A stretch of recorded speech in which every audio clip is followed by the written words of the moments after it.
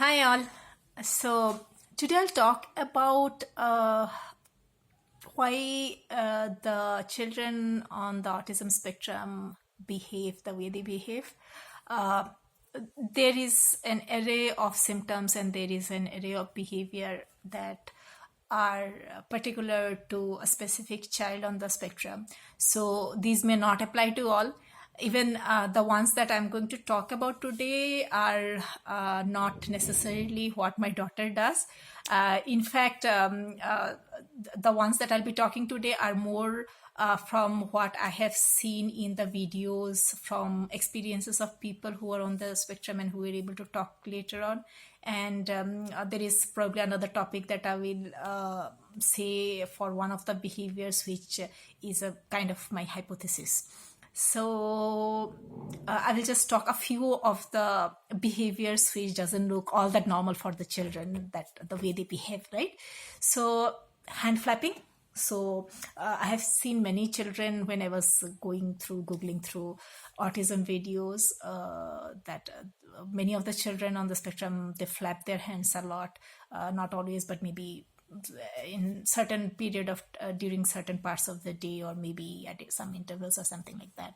So there was one video I saw of a teenage boy who is nonverbal, but he's able to communicate because of the efforts of his mother. So he was asked by one of the persons who went to see him. He was a scientist who went to see him and asked different questions, like why does he behave in a specific fashion, why does he keep swinging his body and rocking his body and all, right? So he said that unless he does that, he's not able to feel his body. So when I was watching that video, it just occurred to my mind that this may be relevant to most of the people on the spectrum, or at least for the majority of the people on the spectrum who does one of the the red flags that I was talking about for a toddler who is said to be at the risk of having autism, or even a person who is diagnosed with autism, right? So maybe what do we do when, suppose everyone would have experienced that, right? Sometimes if you sit for a very long time, then you're not able to feel your legs, and then what do? Try to stand up and you want to try to shake your leg and then try to get senses back to your feet, right? Same happens to your arms. So sometimes you sleep over your arm, and then the morning when you wake up, you're not able to feel your arm, and then what do? We try to do all sort of things to get the sense back, right? So autism are very much a neurological problem, a neurological issue.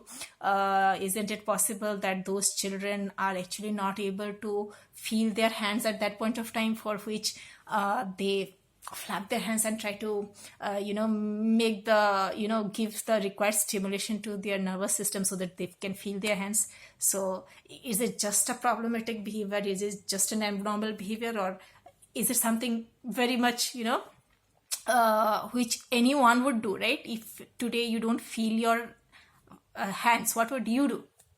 Just think about it. So is that a problem, or is this something that you would also do if right now you feel it that way? Just think about it. Second point. So looking through the corner of your eyes. This is what we have seen in many of the videos that I have seen so far, and at a certain point of time I did notice this in my child as well. So is it possible that we do that sometimes? We do, right?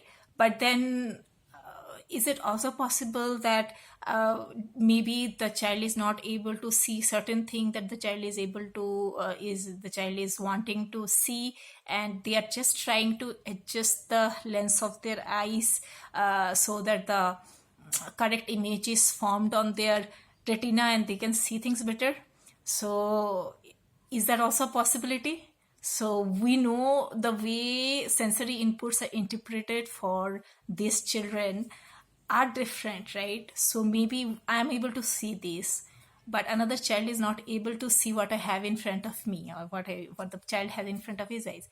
maybe they're trying to see better, so sometimes they go near and try to see very intensely, or sometimes they try to see through the corner of their eyes and try to focus on that particular point just to figure out, or just try to do something for themselves to see better. Is that a possibility, or it's just an abnormal behavior? Think about that. Okay, so the next question, or not the next question, the next point is sometimes we do see our children giggling and laughing for no reason.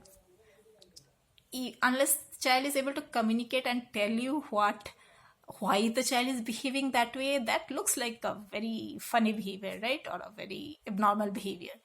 But think about it. Sometimes we might be having something funny in our mind, we're not able to express, then we do start laughing, right? Sometimes even in the middle of the meeting, some very funny thing comes to my mind and I start laughing. So, I mean, sometimes I'm not able to control laughing. I have to pinch myself to just, or think of something else to deviate from that. That might be one of the case. The other case is if for a child, you see this behavior very often, right? Is it possible? Did you guys hear of a syndrome or a disorder called auto-brewery syndrome or something?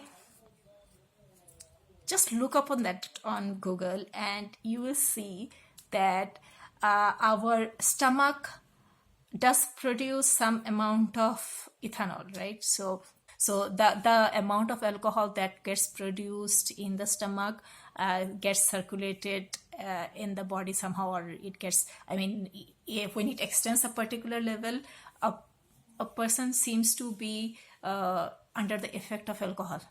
So this is something which we have read a lot, we have seen with our child, that the child experiences a lot of digestion issues,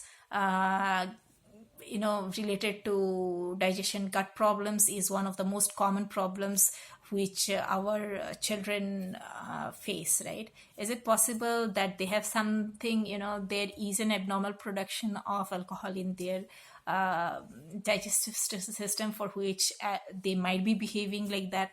Is that a possibility, right?